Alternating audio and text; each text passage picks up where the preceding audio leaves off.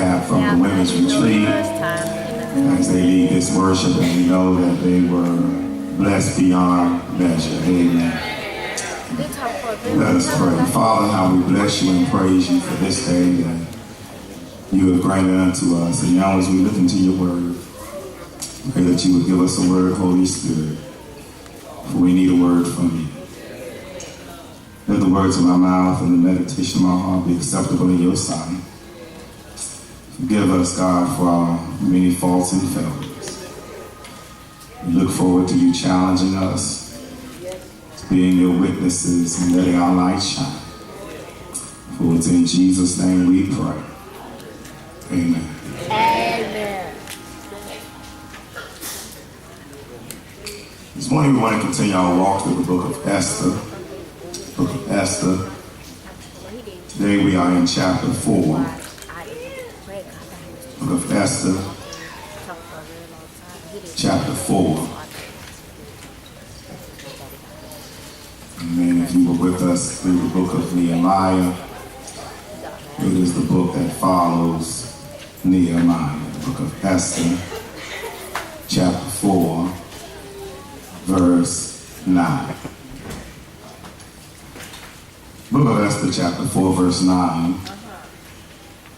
We find recorded these words. Hathach went back and reported to Esther what Mordecai had said. Then she instructed him to say to Mordecai, all the king's officials and the people of the royal provinces know that for any man or woman who approaches the king in the inner court without being summoned, the king has but one law, that they be put to death, unless the king extends the golden scepter to them and spares their lives. But 30 days have passed since I was called to go to the king. When Esther's words were reported to Mordecai, he sent back this answer. Do not think that because you are in the king's house, you alone of all the Jews will escape. For if you remain silent at this time, relief and deliverance for the Jews will arise from another place. But you and your father's family will perish. And who knows? But you have come to the royal position for such a time as this. This morning out of the book of Esther, chapter 4, we want to talk from the subject, one monkey don't stop the show. One monkey don't stop the show.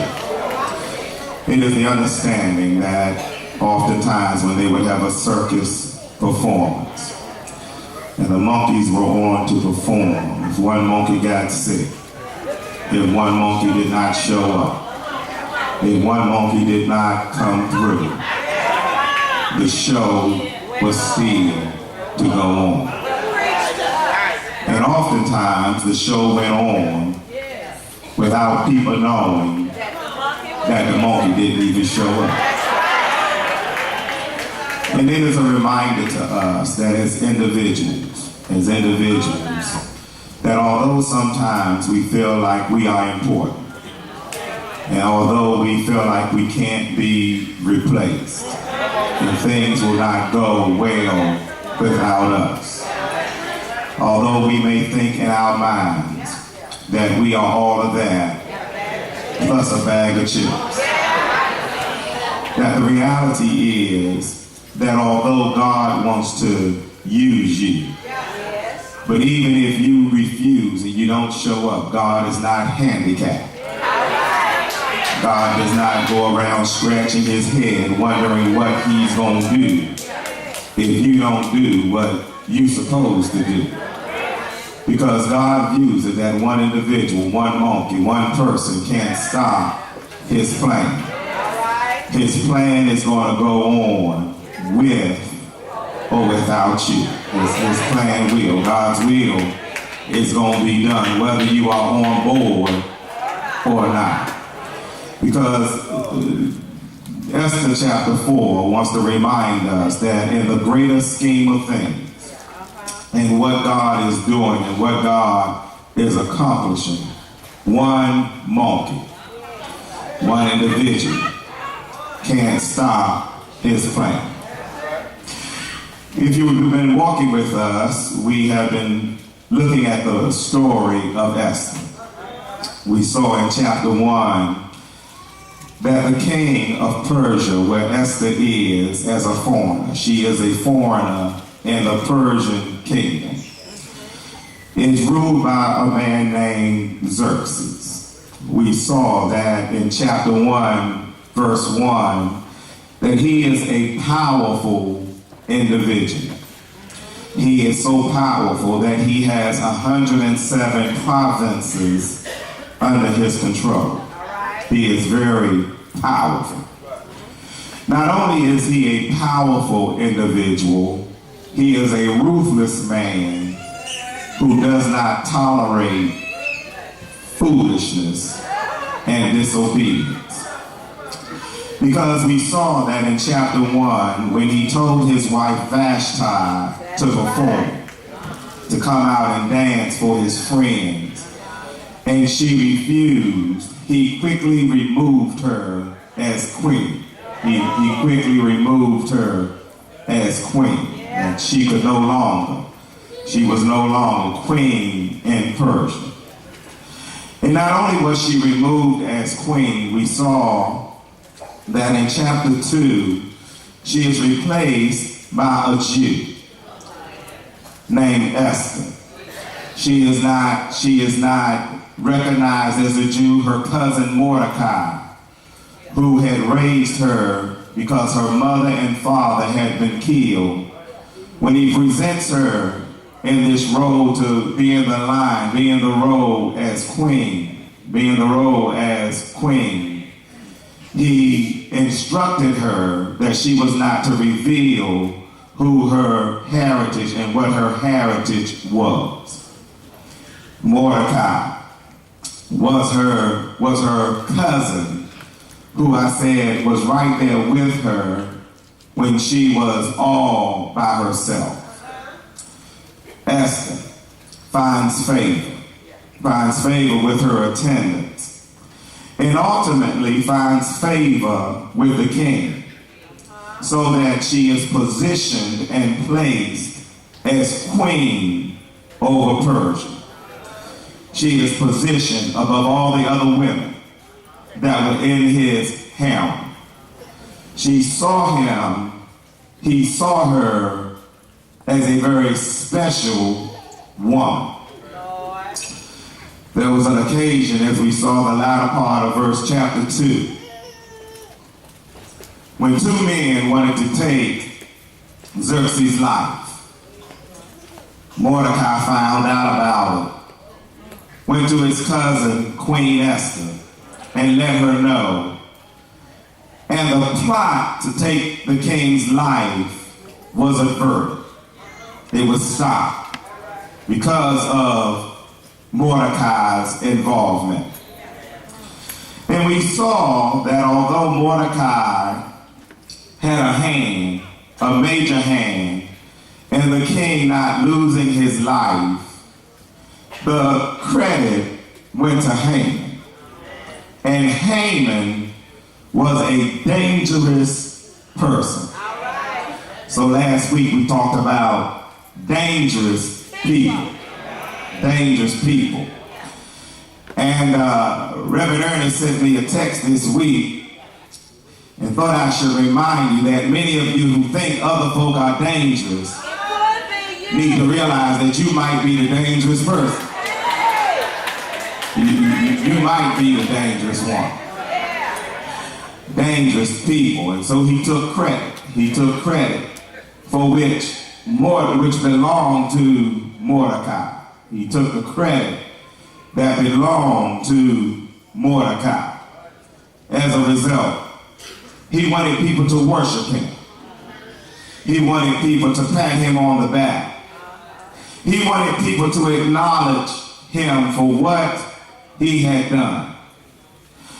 But Mordecai would not bow, would not bend.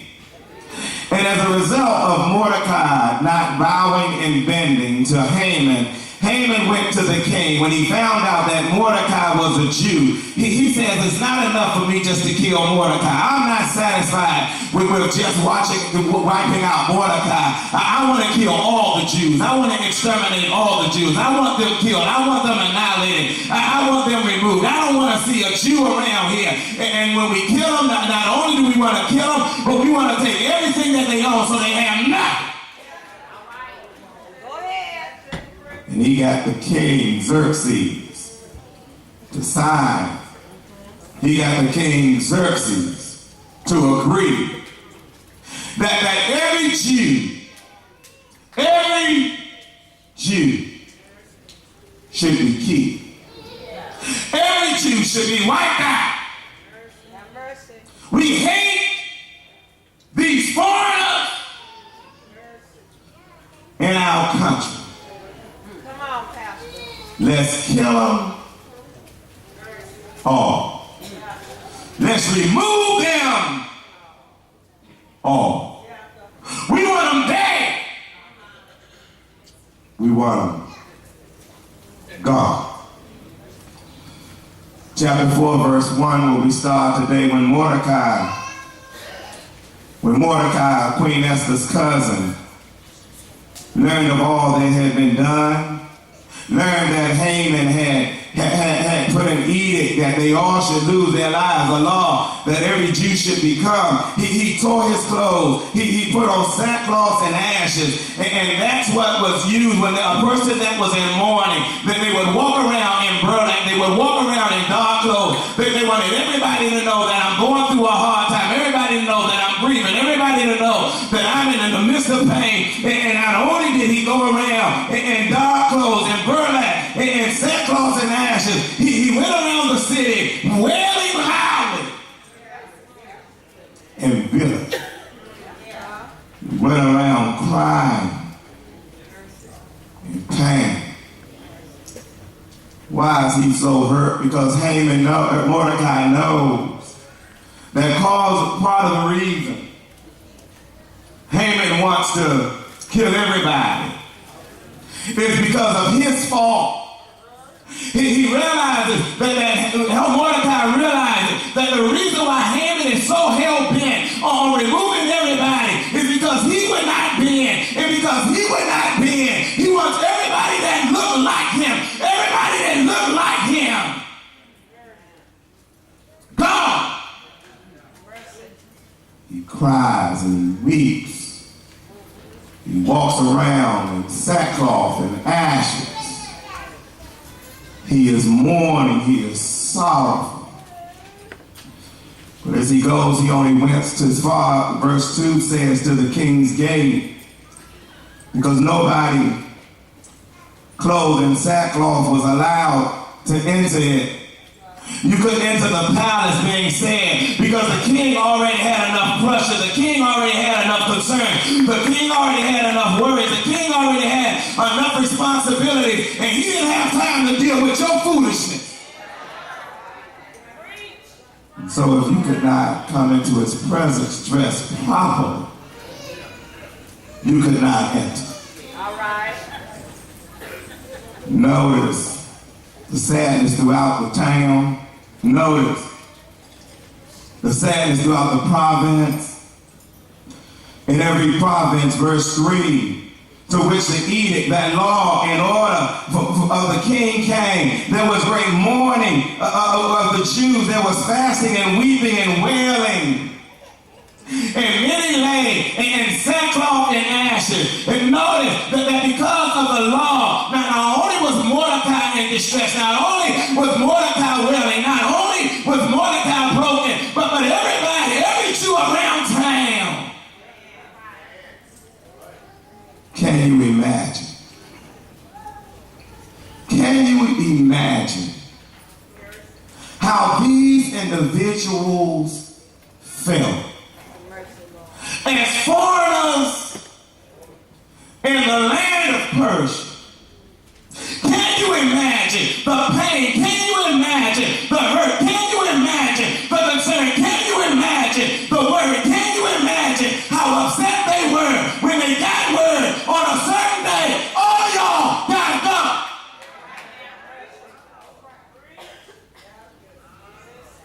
It would be much like a president.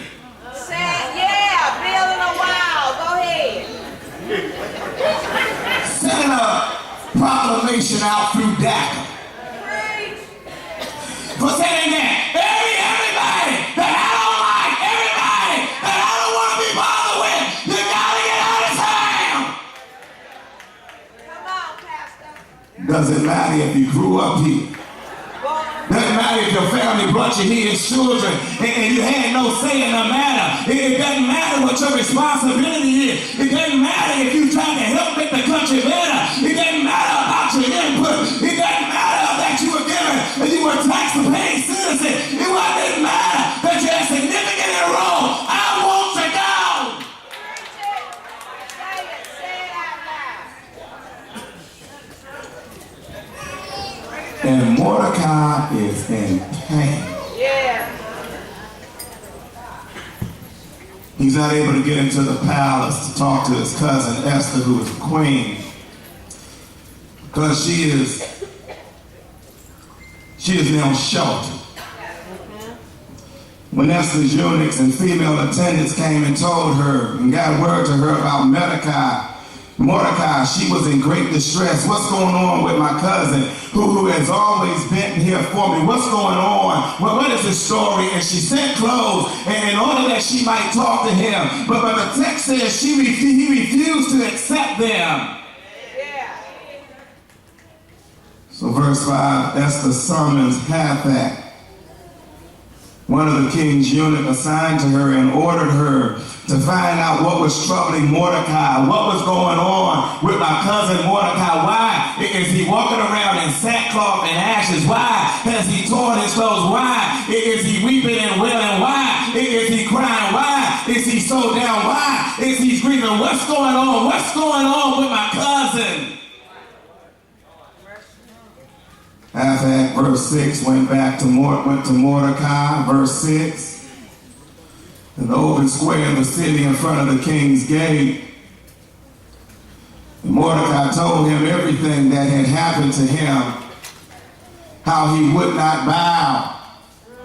And because he would not bow to Haman, and Haman being a vicious, a dangerous, a person that was about trying to take control, because Haman was so evil, so conniving. He told him about how Haman had not only wanted to take him out, but wanted to take all the Jews out. He wanted to kill them. He wanted to annihilate them. He wanted to destroy them. He wanted to take everything that they owned.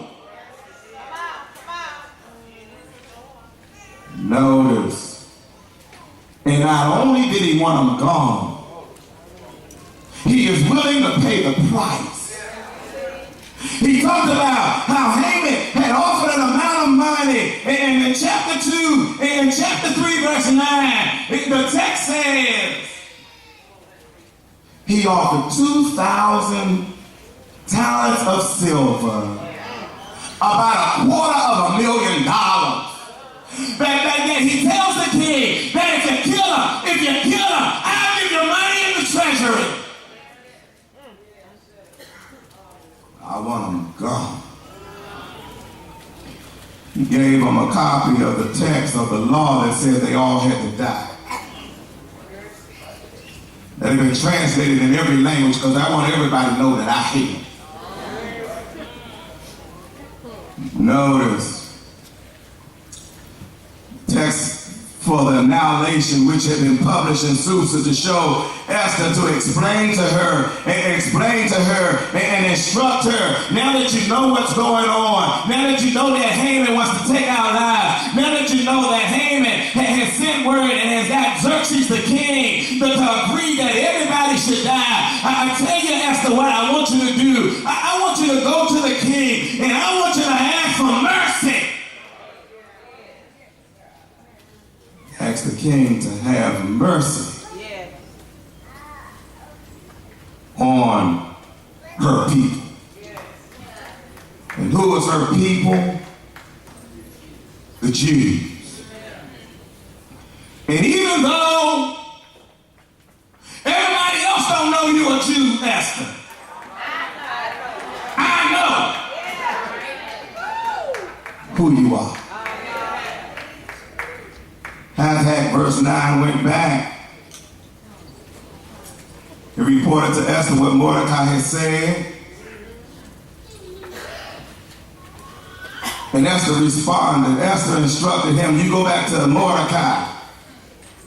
You go back to Mordecai. You go back to Mordecai. You go back to Mordecai. And you let Mordecai know, verse 11, everybody in town know, all the king's officials and the people of the royal province know already that if any man or woman who approaches the king in the inner court without being summoned by the king, there is but one law. He must die. And you already know Xerxes don't play. If Xerxes was willing to take out and remove Vashti, he would have no problem removing me. You let Xerxes, you let Mordecai know. Xerxes don't play. And I want you to know, although as queen, I am number one. I want you to know, I ain't the only one. Let me say that again. I want you to know that although it's Xerxes, I might be number one, I might be the queen, but I ain't the only one he with now.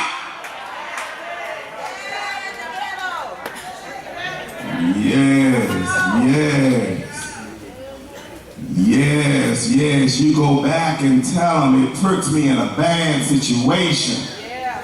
Because you can't go before the king unless you are invited. You just don't walk up in the king, and it doesn't care if you're man or woman. He don't care who you are. He'll cut your head off, and you won't even know till you sneeze. And I have no right to go before the king. After all, I'm just the queen. I'm not the one running things. I gotta be invited. And after all, I gotta be invited. And after all, it's been 30 days. 30 days have passed since I've been called before the king. It's been 30 days. It's been 30 days. And after all, the king got a whole other folk, as Reverend Giles said, that can hit it and quit it. I ain't nobody.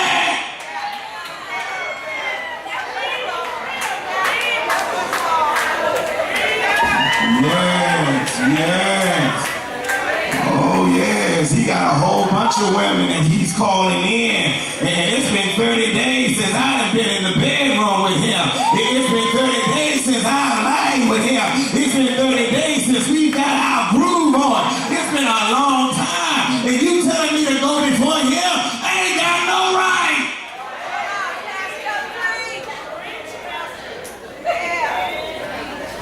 Queen Esther's words. Queen Esther's words were reported back to the queen, to the king, to Mordecai. Word got back. Word got back to Mordecai.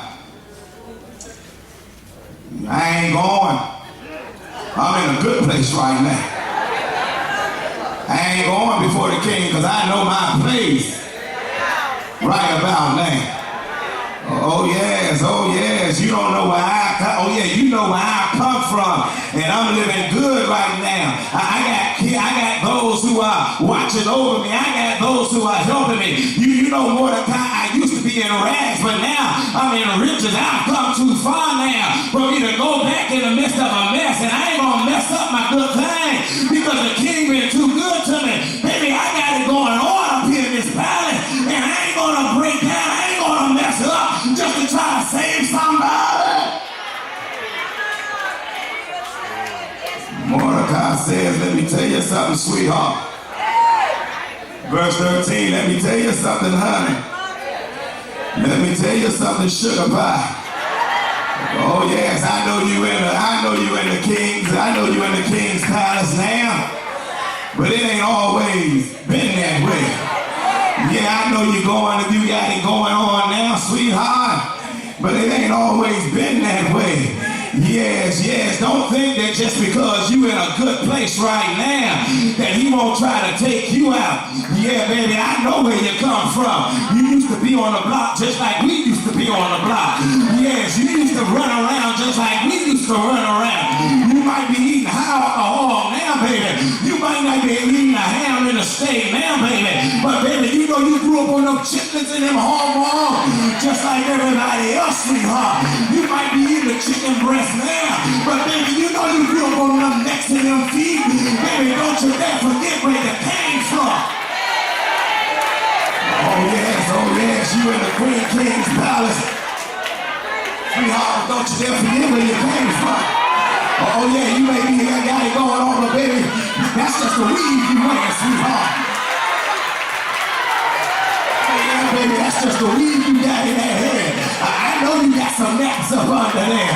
Yeah, baby, you got them false last fingernails on, baby. You ain't all of that, sweetheart. You may be able to put them fake lashes on now, and everybody think you're looking good, sweetheart. Baby, you may be able to put some makeup on now, and then you can cover up where you came from. Baby, I know where you come from.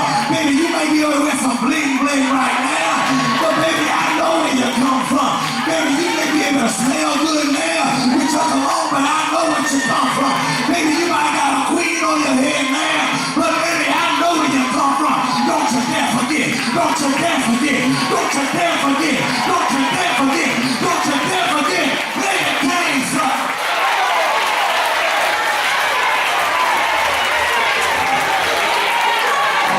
I know where you came from. Oh yeah, you ran these streets just like I did. You grew up with holes in your shoes and that. Oh yes, don't think that you got a whole bunch of clothes in your closet, that you grew up that way, baby. You grew up poor, busted, and disgusted, broke down like everybody else.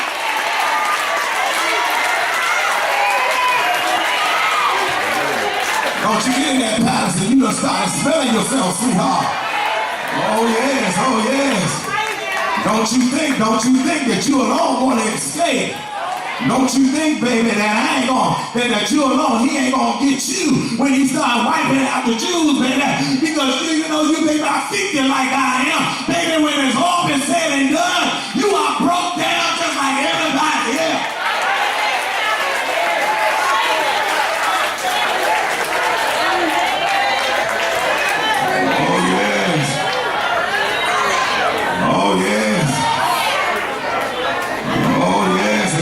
Something else, sweetheart.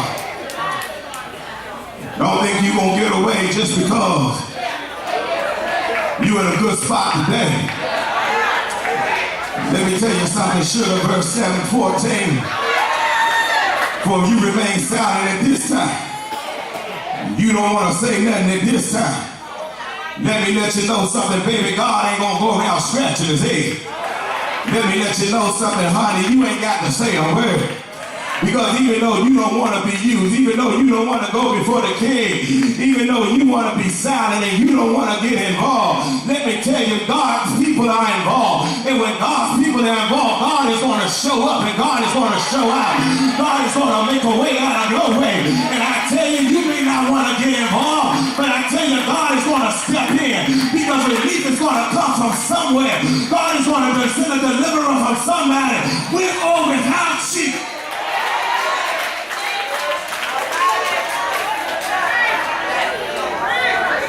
Some of us have forgot.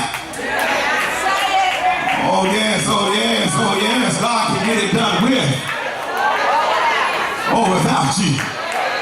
Oh, yeah. Every now and then you come across people who think that it ain't going to go if they ain't around. I wish I had a witness here. They think if they're not around, it's going to fall apart. Oh, yeah, you know what I tell them folks? If you think it ain't going to run without you, you go ahead and die. You go ahead and die. You know what you'll discover? That it's still, that the folks ain't going to miss a beat.